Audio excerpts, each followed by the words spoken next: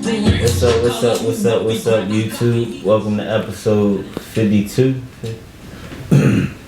HippiesNdPancakes. Oh man. As usual, I got QAs with me. What's good? I got D with me. What's up, people? And of course, y'all know the topic of the week is Jay-Z and Nipsey just dropped a song. That's the number one thing I wanted to talk about. I was geeking, bro. When I seen them, I see Jay Stone had a shit on his page. He was like Jay and Nip. I'm thinking like, what they about to drop an album? I'm letting this motherfucker about that panic attack. It was just a song though. That shit, man. Jay hit, bro. Jay the rapper that's never gonna fall off. And the motherfuckers who didn't bet on him in the beginning, they should be kicking themselves in the ass, man. No bullshit. Ain't no way this nigga. But you know what's crazy though? I noticed about this nigga style. The older he getting, the more that shit is not rap no more. It's really like spoken word. Like it's not the same style that it was. Like I go back and listen to like Reasonable Doubt and shit. It's not even the same delivery. Like it's really like you could tell it's off the top of his head, but the delivery's so that shit on the silver platter, bro. That shit be that, bro, every single time. But you seen the movie yet? Yeah, I seen it. So what you like about it so far? Did you learn anything new? What movie we talking about? Judas and the Black Messiah. Yeah. Okay. Yeah, I learned a lot about the Black Panther Party and just Fred Hampton especially. And I just like the acting, like the movie. I just like the acting and how they shot it, and how historically accurate it was. So did it prompt you to do like any research after? Yeah, I researched the guy, the informant. Yeah. Mm-hmm. What's his name? William O'Neill. And what did he do? He basically worked for the FBI to get Fred Hampton killed. So the FBI got Fred Hampton assassinated. Yep, that's what the movie. That's what it portrayed in the movie. Yeah. Crazy. They did that to a lot of the Panthers though. Mm-hmm. It was crazy though. I think the craziest thing, like I was fascinated with the Panthers growing up, but the most fascinating thing with him was his youth. Like he was really, really young, but his mind was. Yeah. You know what I'm saying? Like imagine somebody from our community, like, cause they Breakfast Club had opened up a dialogue about it and was talking about, you know, like they don't call them just Fred Hampton, or they call him by his position, Chairman Hampton. Yeah. They said now, what if we not acknowledging the Chairman Hamptons in our community? They could very well be there, but I think the disconnect come when the older folks don't want to listen to the youth. Like, yes, but at my age now, I feel like I'm in the position. Well, not to interrupt your point. You go ahead and say what you're saying. I'm sorry. Say what you said. I'm just saying, like, I'm not a child anymore. So the differences and changes that I want to see in my community, neighborhood, my family, myself, those are my responsibility now. Right. You know what I'm saying? So it's not. Yes. Older people, like, for me, they always talk about millennials, or I don't even know what generation I am. Like, am I Generation X? Am I a millennial? Am I whatever the fuck generation, whatever. But like, for older people, the people that came before the Generation X, they talk about all of us pretty much the same. That we're unambitious, we're not inspired, but we're actively changing the world. You know what I mean? It's not all, like, some of the stuff is kind of, I don't believe in participation awards. A lot of stuff is participation awards.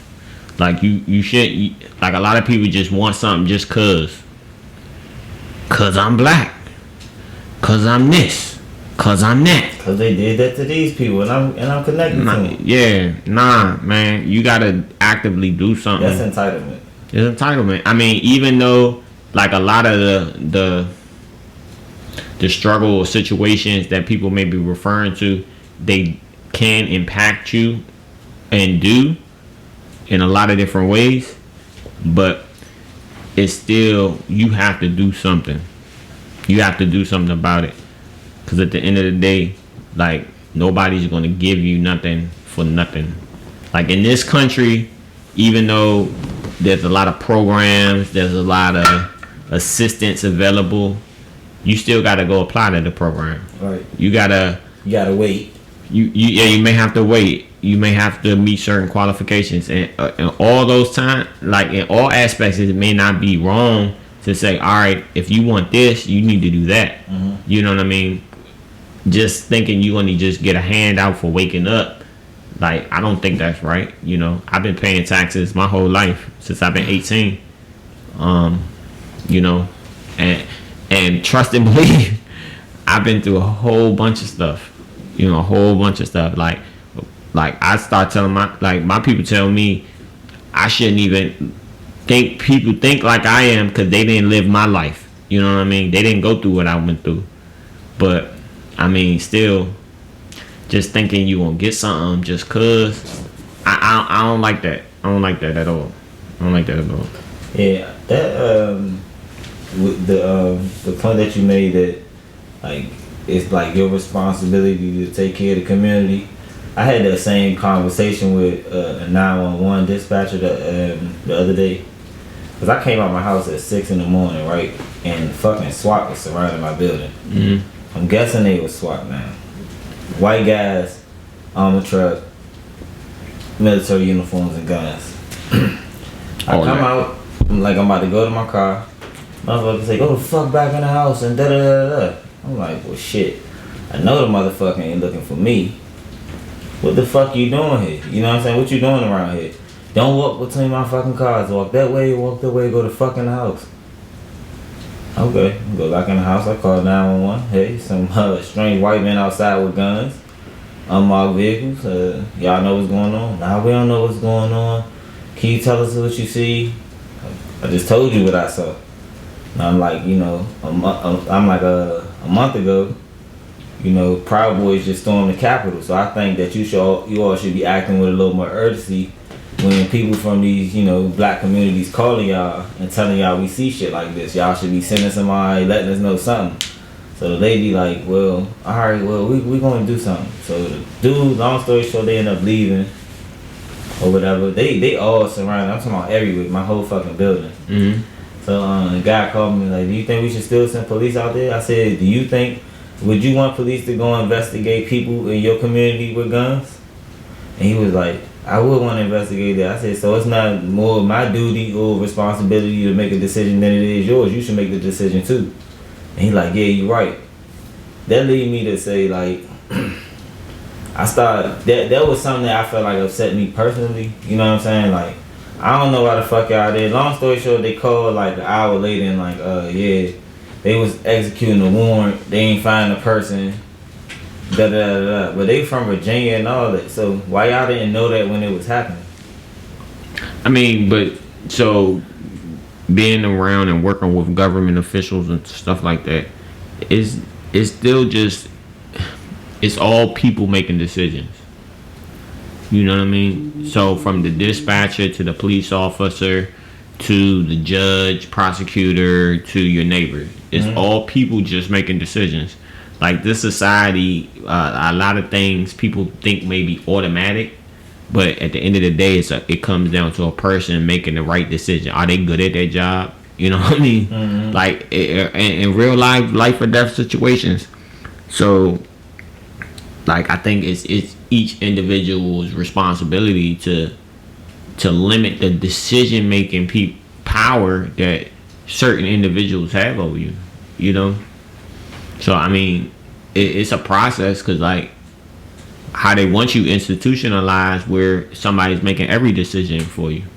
You know? They want you to, when to eat, when to shit, when to work out, when it's rec time, any and all that. You know? That's, I don't know. I just think, like my one thing I really hate is apathy. That's, you know, when the people that don't have any fight in them, that's kind of giving up, that feel like their life is in somebody else's hands. You know, that's probably the biggest problem in our community that I see is apathy. That you just think that it's no way to change anything. You know what I mean? But I don't know. It's just a lot. It's a lot of individual therapy, trauma, that's needed, that needs to be dealt with before you can probably reach some of these spaces. Because again, like where I come from and how I came up, like the mentality is that you're gonna, like we talk about a few times, stereotype fulfillment. You're gonna sell drugs. You're gonna commit murders. You're gonna go to jail. You like this is what everybody did. You know what I'm saying? So you're just changing that thing and being different. That stereotype fulfillment shit kind of is, I guess since the first time we mentioned it on the show, it's been a heavy thing because I think it's something that we can all gravitate to. Mm-hmm. I heard Nas say on Ultra Black, he was like, I'm Ultra Black, that's my pants supposed to say. You know what I'm saying? Mm-hmm. And I ain't gonna lie, when he said that shit, I had a sense of pride in, sagging my pants because I just felt like that. Like, who the fuck said this ain't cool to wear your shit like this? You know what I'm saying? Who the fuck saying it ain't something to be proud of? Stereotype fulfillment kind of like is a driver for people too, though. Yeah, definitely. For certain people, because like it's interesting that like I know that a lot of people don't know about the Black Panther Party, but ever so often they resurface in the culture. And I seen it happen before, cause like around the time I was in the 6th grade, that I got a hold of this movie called Panther, and that was talking about the Panthers in Oakland, and it was like a loose portrayal. It was decent because like Mario Van Peebles and his brother, they like had their hands on that, but it was decent, but it wasn't like all the way the facts like how until I did my research. That's why I asked you, did you do your research after you watched the movie? Cause like a lot of that shit. A lot of what people don't know is like they send an informant in that situation, but they don't know that the government cooked up whole operations to take them out. You know what I'm saying? Like whole extended operations, like they were a domestic terrorist group. You know what I'm saying? And they kind of show you like they ain't get that same fear.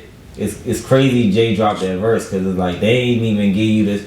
The fact that the movie just dropped, but this band was supposed to come, but this song came obviously after January 6, 2021. Like this verse, it's obvious. Like it ain't, this nigga couldn't have seen this coming. Like ain't no shit like that.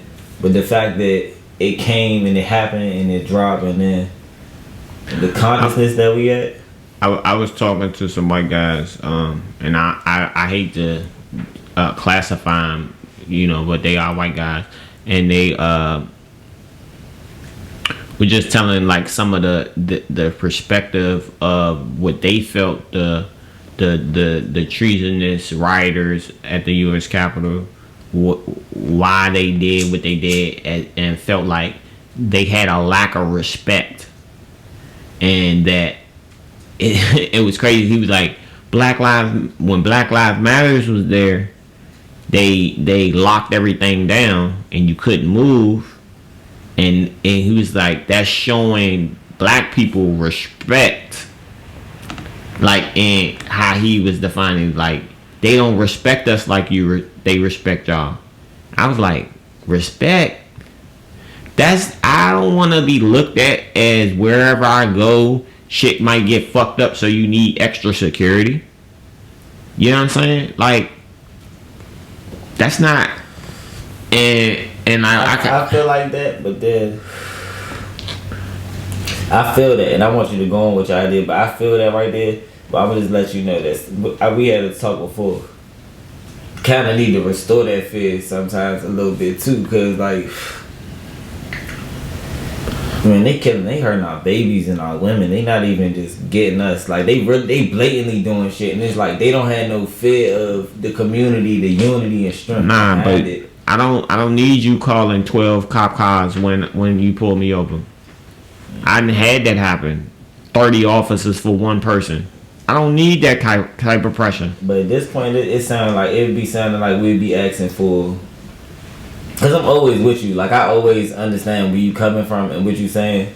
But I'm just like, we be asking for the same shit that they got, and it's like what we always had a conversation about. We touch on it. It's not nothing that we don't know. It's the privilege. You know what I'm saying? They don't even understand their privilege. They be like, oh, it's not fair. But what can you even do to make it fair? Yeah.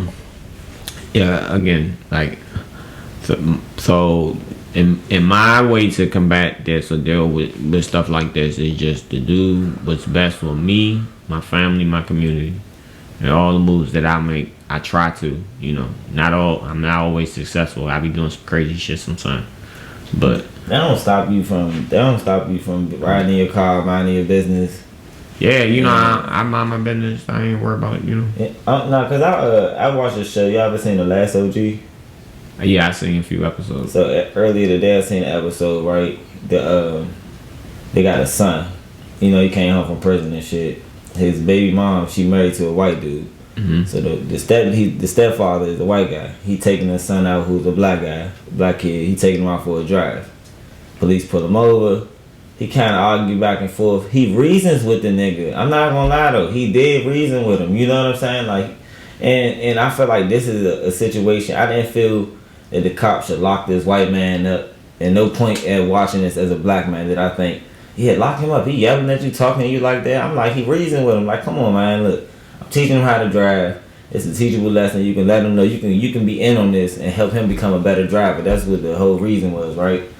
And the cop was like, you know what, she right, I ain't gonna fuck up your moment. This is a father-son moment. I ain't about to get in the middle of that. Cool. Spin around a couple seconds later in the episode, the black dad, the actual father, taking for a ride. The father responds like a normal black person. He gets scared. He throw the keys out the window, put his hands up, all this extra shit, right? Stereotype shit, like, oh shit, if police coming. The son responds to it the way the stepfather did. Mm-hmm. And it didn't work out that way, and he couldn't understand why.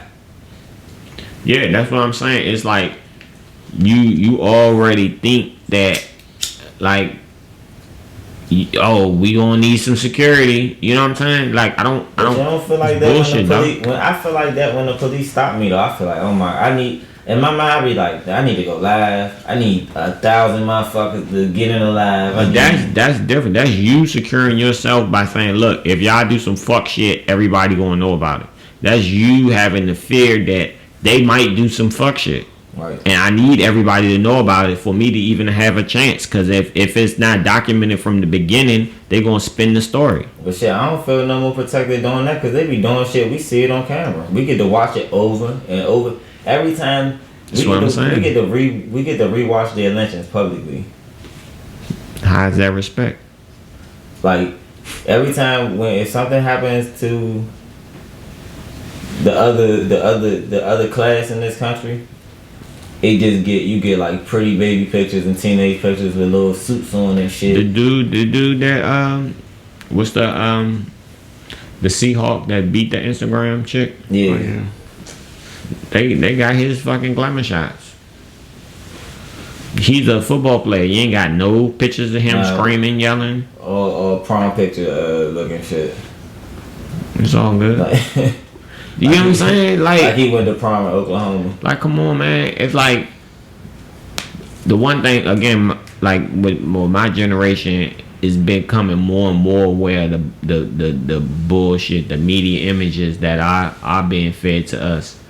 I'm like, is that you? Is that how you live? Is that how you think? Like, some people fall in line with it and start living their lives like that, and some people don't. I mean, the marriage rate in our community is terrible. Is plummeted. I don't know. I mean, it's people aren't hooking up. The family structure has been basically. But that's destroyed. But we having this conversation as two. I would want to say informed individuals. That's a structure that was set up though. I mean, a community-based family structure is from Africa on. In a lot of cultures, it's a little different, where it's really a community, where it may be multiple wives, multiple families living together, things like that. But the community it was still a male and female presence in the child's life, and I think that's important, especially for like girls just growing up with our fathers. I mean, not, but it again becomes stereotypical. These girls with daddy issues, and what they are willing to do with who, because they weren't shown love by a male and wasn't shown how to love themselves. It's crazy. This is true. Hey, but I used to like, oh, you ain't, like I said, man, that's some fucked up shit. So I ain't gonna put myself out there right now. Like this shit, man. I'm looking forward to some crank though. I need Roddy Ricch ass to drop, man. He gonna be mad. Music. Yeah, he need to drop some motherfucking cranking ass music, bro. I mean, they won't let us go outside, man. I think when they warm up, and let people go back outside. Hey, did I have a conversation with y'all about Snoop Dogg last week? No. So, I seen this dude online, right? And he had this conversation where he was talking about like really Snoop Dogg the GOAT. And I ain't never really think about it until his defense he put up was like, this nigga Snoop Dogg been a superstar since the jump, since 187. You know what I'm saying? He just broke out the gate, like instant superstar, was everywhere on everything. And look how much longevity this nigga done had. Mm-hmm. Like, nigga will put Snoop Dogg on this song right now. Any nigga with that. Yeah, Snoop. Snoop is a mogul. He's a brand. He crossed over, yeah. But like he the nigga like that made it possible for Wiz Khalifa to be like, let's get high. I mean, yeah, they got a lot of similar styles, but yeah, I everybody, most people mess with Snoop because it's not an either or though. They kind of like they one and the same for real. What you mean? Oh, you talking about Wiz? Yeah, Snoop and Wiz. Well, again, like most people mess with Wiz, it's not. It's like if you really live a life where you really don't have ill intentions to most people, unless they have ill intentions to you or your family and stuff, it comes across. It comes across. Like some people want to hope. Some people are haters and they act like they not, but like. It comes across. It all seeps through, Like so. I be fucking with like the fact that like Snoop Dogg, this nigga that like I went and listened to the fucking Chronic album the other day. Just played this bitch through, and nigga said, you remember the joint like I'm only 18. What the fuck, the little joint he fighting the murder and shit. I'm thinking to myself, like, Snoop Dogg went from a whole, like, fucked up ass, wicked ass life, bro. You gotta think, how the fuck this nigga real life survived death row? Yeah.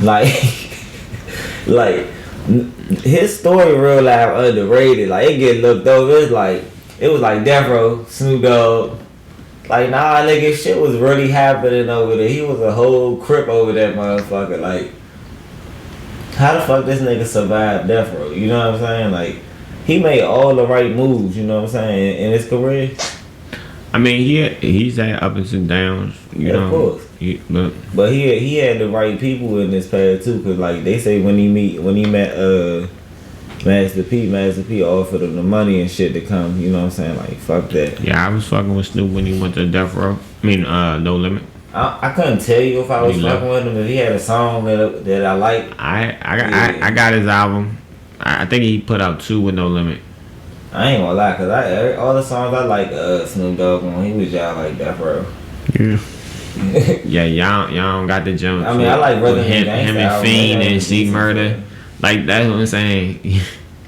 Him, Fiend, Cain and Abel, C Murder. Man. Nah, they got some classics, man. Y'all gotta go back, listen to them jumps. When No Limit was really like put down that. tapes every 2 weeks, every 3 weeks. That wasn't really it for me. I was into like West Coast. I like bars or West Coast. Like I like. Oh, it's motherfucker. Definitely listen to Kane and Abel. Listen to Mac.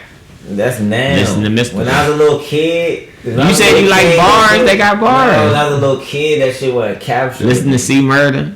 No, UGK. Dipset. Pocket full of stones. No, Dipset. The game fucked up. I ain't got no friends. No. I just spent my last $30,000 on the drop top bins. It sounds sweet coming out your mouth. It probably ain't. that's my fucking Pimp C. It probably ain't sound That's like Pimp C. But back in the day, listen, that motherfucker sipping on some scissor. If it was something cool I can really get with, I probably ain't really. Like, I don't really know how Murder, Kill, Kill became my favorite rapper, bro. I think My it was Brother's Keeper. Hard Knock Life, shit like that. Jay-Z? Yeah, songs like that make you like a rapper. Like, I was a little ass, it's a hard knock. Like, I was like, I'm pretty fucked up. Got me sweeping this that shit. was cool. That's cool. Yeah, like I said, we not really from different generations, but I guess I used to I was all my people was older than me, so yeah. I was the youngest. I've always been the youngest to do everything. Like a lot of niggas talk about listening to Too Short. I'm not gonna lie and sit here like I listen. I like Too Short, but like I listen to the nigga, bro. Like I know. These are my tales. My freaky cool. tales. I think he cool. These are I would the do a tales. song with Too Short. So I heard songs he rock on, but for me to sit here and act like I really sat down and said I'm about to crank some Too Short today. Hey, yeah, but like if you saw the verses, but you don't gotta be a pimp. He not a pimp. He a player. He a player. Nah. Yeah, bitch. Yeah, he not a pimp. He a player. Nah. That's what I'm saying. I gotta be in the mood. That's some shit you gotta be in the house cleaning up to on a Saturday. Shower. Like, yeah, put that, hey, Alexa, play Too Short. And she get the crank in the house. I'm like, alright, bet. I might have to go ahead and get this nigga's essentials around. No bullshit. Man, I mean, it's just, if you listen to it, like if you listen to Too Short, E40, Mac,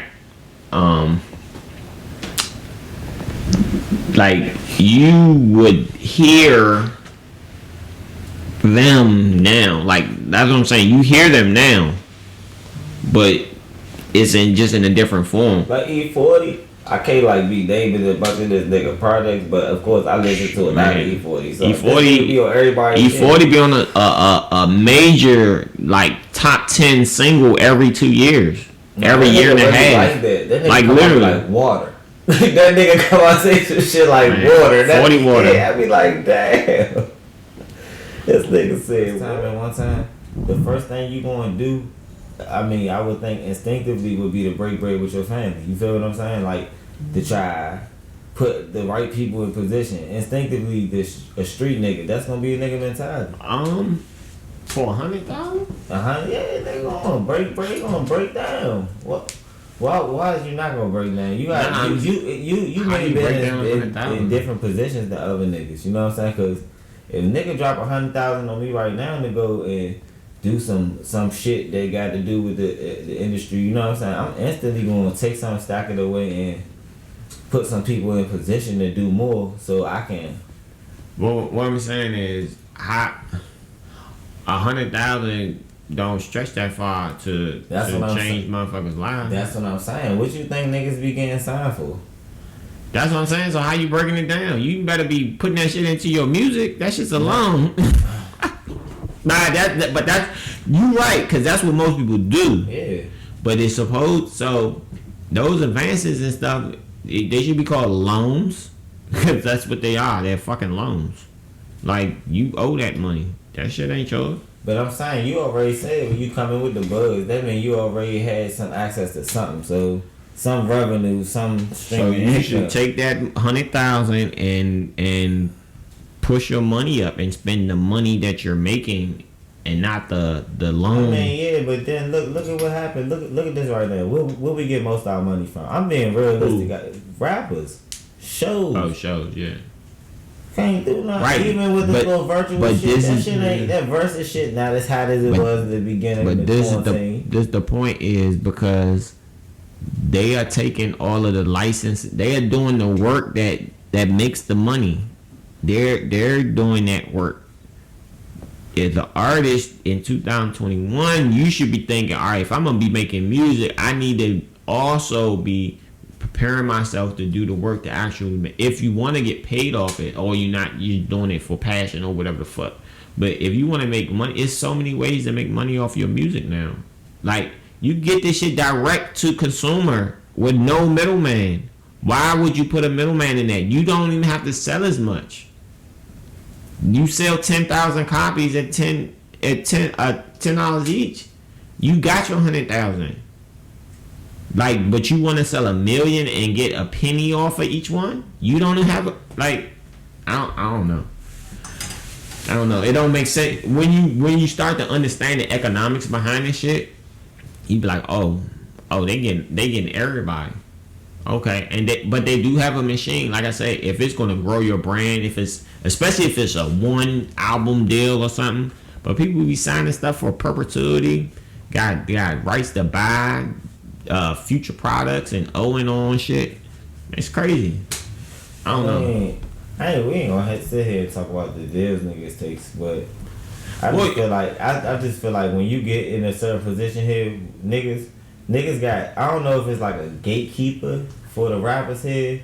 Cause like everybody act like it's a mysterious gatekeeper. Nah, you gotta, every rapper here be like, y'all, you gotta put some hot shit out, man. City hold me back. So who is the main nigga that says yes and no? Who is the head A&R nigga in DC or in the DMV area that get to say, or who is the main? Ain't none, cause it ain't about it ain't about that's what I'm saying. It's the marketing. It ain't about radio no more. You don't gotta get on the radio. You can make your own videos. You can upload them shit yourself. You can go straight to Apple.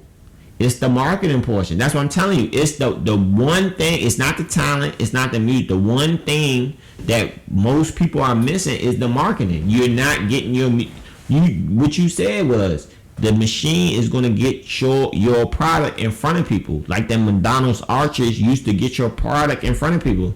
You go to Apple. You can upload to iTunes, but then just because you uploaded to iTunes doesn't mean people going to stream it. So how do you get people to stream your music? How do you get that in front of people? You gotta market it some type of way. Yeah. So it's the marketing portion, and you cut the middleman out. That's shit. That's I cut the middleman out. It's like once you take with anything, cause like 5 niggas can be king of DC at the same time, easy. Mm-hmm. Man, I don't. Do you agree? I agree with you, son. You know what I'm saying? Cause it don't ever be just one nigga that's the hottest nigga in the city at the time. Yeah, but that's what I'm saying. It's not. I don't think. Look, it's too many neighborhoods. Too many. Nah, it's not even about that. Just put out good music. It could be good music. Shit people want to hear. I don't know. Like when niggas step on the pianos, I like that shit. I mean, look, for me, just put out good music. Stop worrying about all that other shit. Work. That's why I started with work on your craft. Get better, like you said. Stop putting out that poop. Niggas say Scorpion bricks before all these double discs. I need to hear niggas say some shit like that. You feel me? Like, where's the DC OG rapper that's just... See, I got mad. Like, yeah, it's people that got bought. I'm just waiting till I'm old and start dropping shit that sounds futuristic to you niggas. Like, hold on. Man, put your bars together. Get your entendres up. Man, nah, this nigga be saying... this nigga said Scorpion bricks before Aubrey's double disc. Like, I had to rewind that. Who said that? Jay-Z. Scorpion bricks before what? Aubrey's double disc. Oh, yeah. Bruh, I'm like, hold up. This probably was over niggas' heads. Niggas ain't... Nah, that's the I think that's the Sinaloa cartel. Nah, he talking about the drugs. Yes, he's talking about the Sinaloa cartel. But he also the entendre. Yeah. Man, I got some... Man, I'm not going to say this shit. Never Drake last album, Scorpion was a double album. Yeah. Yes, I get it. I'm thinking like, oh, this nigga getting talking crazy. And you know what's so crazy about Jay-Z is? Niggas be like, oh, Jay-Z be hot. No, Jay-Z understood the statute of limitations on certain shit. Yeah, but not, I mean... Bro, you don't get no details to the statute of limitations. You never get no details. Man, listen. This the culture we selling here. Man, What else you got when you being real? Nah, I mean, not like that. You can get details about the environment, but not about any transactions. Man, some of that shit dead now. It don't matter. You know what I'm saying? I just, for me, like, even like it's people that's dead that I still want to talk about stuff that they did. Nah, I get it, man. But listen, like it ain't gonna hurt them. But it's just like loved ones. It's like, I don't know. It just, people will take offense. Like, it's always somebody that might love somebody and shit. I don't know. I just be like, that's what they did. You know, that's between. It's supposed to go to the grave, man. I that's how I came up. That shit's supposed to go to the grave with you, man. Niggas don't be saying, it ain't like niggas be sitting there saying everything. Yeah, that's what I said. It depends on what you can talk about the environment. Hey, let me ask y'all something. Do y'all think that at this point of rap that Lil Durk is a hotter artist than Meek Mill right now? At this moment, at this very moment, he is a hotter rapper than me. He's selling 50,000 a week. That's what I'm talking about. He ain't do 200,000 first week. Drop OTF with at the same time. Like dropping 50,000 a week consistently. Now he can call 6ix9ine a flop. Bitch. Yeah, bitch. Hey, nah, for real. But I think fucking Meek taking an executive role. You know what I'm saying? But he not pushing enough right now. That's what I'm saying. At this current moment, huh? Ain't that his artist? Who? Vori, I think so. You remember before all this shit happened, and before you remember he had a little Snoop. Yeah. And that's what he was doing. He was pushing that shit. So I think he trying to push that role to try and, push other niggas and be. Everybody want that Gucci Mane role for real.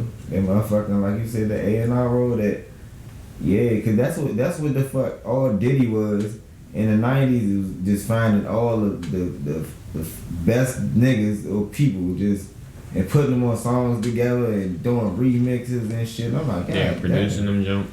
Man, a producer job is really nothing. But to have an ear for maybe even just an executive producer job. Yeah, you don't gotta hit the buttons. Nah, but even Diddy said it himself. He said sometimes you walk in the joint and be like, hey, and just take that out. Boom. Right. And that's, you know what I'm saying? Yeah. Like, and that makes a big difference. Me with the creative process, I can tell you, I definitely know how the little shit, like you just turning like the volumes up and down. I made a song, man. What is that? It's somewhere, I don't know. He probably got it. On YouTube? Nah, it ain't on YouTube. That was a long time ago. Niggas out here slide. What that shit here though? 3-6 Mafia. Devin the Dude. That was my first song. I did it in 2 takes, not 1, but 2. He said that was a 2. That was my first time ever recording. They say my cousin said I thought my verse was the second best on it. I'm gonna get my other man. He had the verse, and then he had another dude on it. I thought it was. I mean, his verse was good, but I just thought mine was better. That's all. Well, I hope niggas in the city get their shit together. I got bars. I hope niggas get their shit together. We need you to come out there. You gotta come out with I'm not a rapper. I never rap. You know what I'm saying? Like, that's crazy though. When you think about this shit, we don't even have no rapper that was here in the 80s that can come out rapping about shit that he was seeing and that'll be hot as shit right now. That's fucked up. New York got a rapper that can do that. Yeah. You don't got no rapper that can do that, yeah? Nah, we use go-go. That go-go is crazy though, man. Cause go-go is an experience. That's the thing about go-go. It's an experience that you really can't capture on a. You definitely can't stream it. You definitely can't stream it. I don't know. It depends on, cause you got the studio go-go and then you got the real live at the show go-go. But at the show go-go, like when you can hear motherfuckers that, hey, who double parked in the front, y'all? I was all there. Yeah, that's what I'm saying. That's the shit I love. I love going to being there. Like, right here. Like it's different. It's different. Like a lot of motherfuckers wouldn't go. They wouldn't come. They was scared. Man, listen, by the time I got old enough to go fuck outside, that go-go shit was over with. It was time to be a rapper. Damn. I remember when the change happened, yo. I remember when everybody had a go-go band and then everybody started rapping. I was like, you know what? I'm about to be a fucking... I was already on rap shit. Niggas like rap. Niggas wasn't on rap shit. Yeah, we need a band, baby.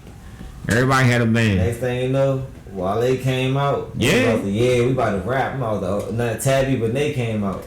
Put it in the pocket. Niggas tried to sleep with my boy. When Tabby and they came out, I was like, yeah. It's our turn. That's what I thought it was our turn. I was like, yeah, it's our turn. Niggas on the radio. Yeah, him and Wale came out probably. I think, matter of fact, they came out. I heard them the same day when they both came out with their singles. He came out with "Put It in the Pocket," and then Wale. What was the fucking jump? Wale came out with the jump. He was like, "I'm on a boat like a pirate." He used that a couple times. Damn, what was that jump? I ain't really started fucking with Wale to Nike boots. Yeah, I mean, see, Wale. Lil Wayne was hot as shit, and then when Lil Wayne jumped in the remix, I was like, what the fuck? Like we used to always, we be in the clubs heavy, so we always see him and shit. And like even when he was on the radio before he signed to, when he was, I think, with Atlantic. Yeah, he was bigger outside of the city than he was inside of the city for a minute, and like people knew his name. Mm-hmm. And like I was in the clubs before and after he was on the radio and shit. And when people first started knowing his name, but they didn't know him, he'd be in the club and shit and talking to girls and shit. You know what I'm saying? They didn't recognize him and shit. And you know, me and my people, we definitely, yeah, he doing his thing. So I ain't gonna. But yeah, I definitely took some pictures for him. Nah, that nigga, I don't know, man. That shit.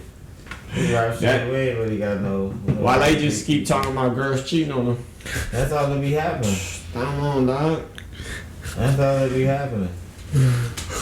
Like, damn, she did that, dog. But we couldn't have no drug dealer rappers here because they wouldn't do shit but try to lock them up. Yeah.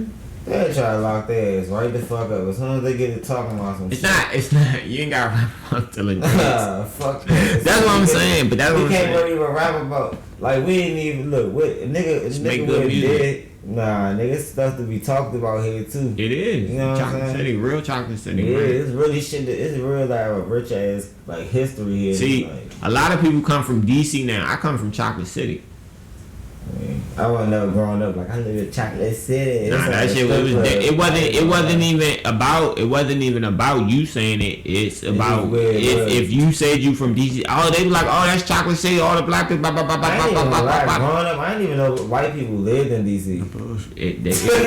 Like the bullshit. Hey, I swear to God, bro. I swear to God, I did that. I don't remember like. When I had white teachers and shit, but like I ain't never used to remember saying no white people. Like it wasn't like even like they couldn't come around here. Mind you, we was growing up getting taught about segregation and shit. So I grew up like my first school I ever went to was Bernie over there in Southeast by Berry Farms. Mm-hmm. First school I ever went to, you know what I'm saying? And I remember like on the walls, you know, they used to have like the Black History shit, just ABCs on the floor, the same setup in all the schools, like just Black History facts, a timeline or some shit. And I don't know, for real, I ain't think none of them motherfucking white people. There wasn't no Anacostia station back then, none of that. Soothing. Yeah, I mean, like it again. I went to. It was years and years through school. There was no white people in my school. Yeah, like not in my class. I'm not talking about not in my class. I'm talking about not in my school. It was multiple years. It was maybe one white person in the whole school. I'm just talking about being in the community, period. Just going outside. Like, when you seen white people, they was probably like Jehovah's Witnesses or something. Listen, I never forget, I was a senior. My first day in senior high school, I saw a white dude jogging down my street. I was thinking, do you know who he at? Then I was like, then throughout the school year, I was like, oh shit, you see more people. And I was like, okay. And that's what made me start thinking about buying property in the city. Because you kept seeing white people jump into shit. Yeah. It's like a funny punchline. It's like if you delivered at the Nah. Like the punchline. Yeah. I didn't really deliver it in a joke form, but I'm just saying that it's real shit. It's like if you came up during that time in the city, like it was all. That's what I'm saying. It was all black people. It was black people cops. It was black people judges. All the judges was black. All the police was black. Everybody was black. Scared to be here. Like as bad as they say this city was when I was a kid. Crazy. My vibe, like I don't know. I don't think that I was a dumbass kid. But it was crazy in a different way. It's like how can I explain it? It was like just shit was happening, man. Just shit was happening. Yeah, but shit, I don't know. Shit was happening, man. When I started hearing stories and then being locked up in the city and you just be hearing different experiences and shit be happening. It was happening for a reason sometimes. Yeah, but shit wasn't just happening, but it was happening for like. Yeah, this motherfucker did this to this motherfucker, and this motherfucker said, huh? Oh, I'm gonna hit this motherfucker. He's like, damn, that's fucked up. But what I'm saying, shit was happening all the time. Yeah, nah, for real. About everything. And again, like that's the whole fucking country though. That ain't just that's the world. Nah, we was the murder capital. Listen, it was different. The way DC was getting it, man. Yeah, Wait. It was different. I don't know. I still feel we ain't never did 1,300 bodies like Chicago though. Nah, Chicago not playing. Yeah. But they a port city though. Huh? They one of them port cities though. Poor or port? Port. Yeah. You know what I'm saying? It's much, of course, it's much bigger than DC. Like, it's like Baltimore. It's like the same kind of like drugs, you know. Oh, they bringing it in? Yeah, that is the Midwest hub. Yeah, that's where El Chapo was at. With the guns. Shit, that motherfucker been bumping since before Chapo. That's what the motherfucker I'm just saying. Was that? No, I'm just saying. You said who? Al Capone and all that. That's different, man. That's I'm saying they been that motherfucker been a hub. This motherfucker. Oh yeah, no, that's why Chicago is. It was the hub of the train tracks. So yeah. That's where everything met for all the stockyards and everything came up from down south and it met there. Teach me a nigga something. I hate man.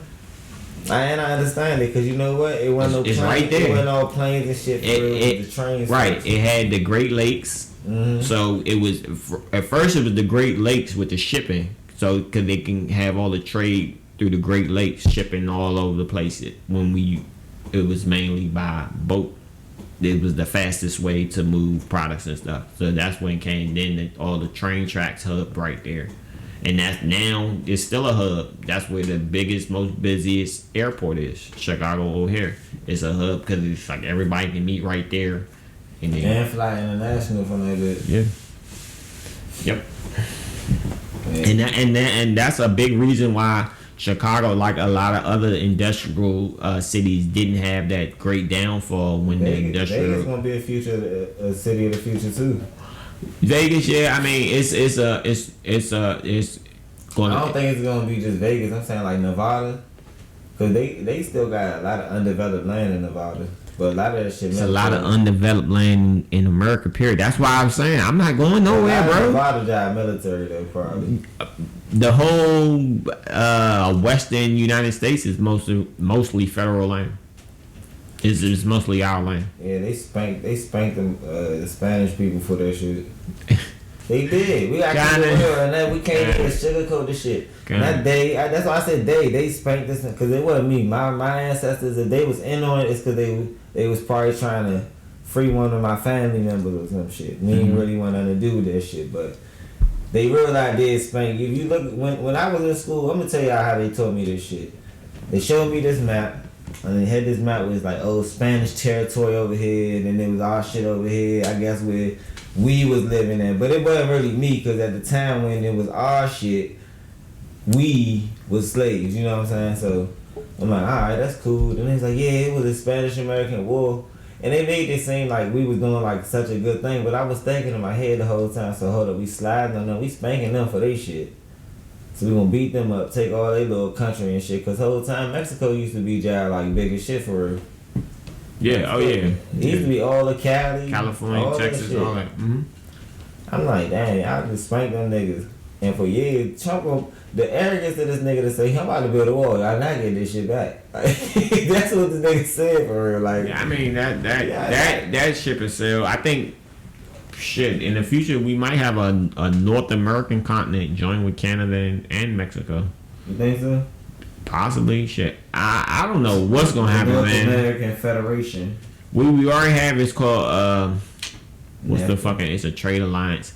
But that was one of the big, that was one of the big things that he was going. Like I said, some of the policies was good, some was bad, man. I mean, it'd be cool to have Canada be a part of their shit, but I kind of would want them in charge because these niggas ain't running the show right now. How they treat you? Yeah. Yeah, they I ain't gonna lie, like they ain't running the show right here in America. So yeah, so with this episode 52 Hippies and Pancakes. Yep. Shit, it's been real cute ways, D. Yes, sir. Appreciate y'all. Yep. Yo.